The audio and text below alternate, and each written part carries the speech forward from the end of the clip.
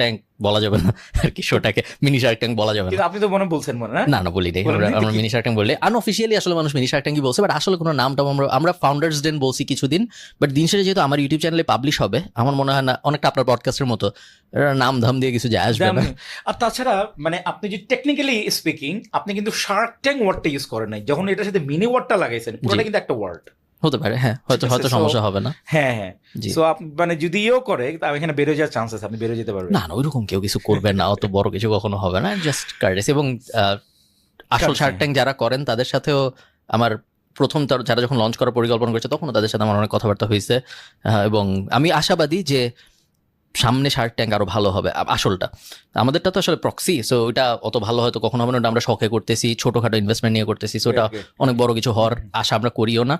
But আসল যেটা ওইটা আমি আশা করছি যারা করেন তারা অনেক যত্ন করে করতেছেন, সামনে আরো অনেক যত্ন করে করবে, যা আমাদের লাভ, মানে আমাদের মানে দেশের কমিউনিটি লাভ হবে, দেশের community, startup business community startup লাভ হ্যাঁ, হবে। সেটাই।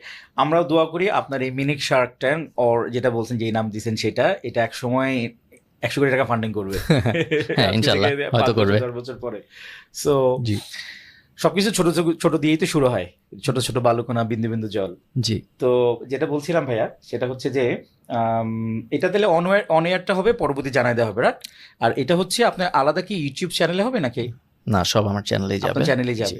ওকে, বললেন না যে সাবস্ক্রিপশন কিনতে হবে? না কিছু কিনতে হবে না, ঠিক আর আছে। পুরোপুরি ফ্রি। আপনারা চাইলে অ্যাড ব্লকার লাগায় আরাম করে দেখতে পারেন, কোনো সমস্যা নেই। আপনার ছেলে ডাউনলোড করে দেখতে পারেন যেভাবে ইচ্ছা।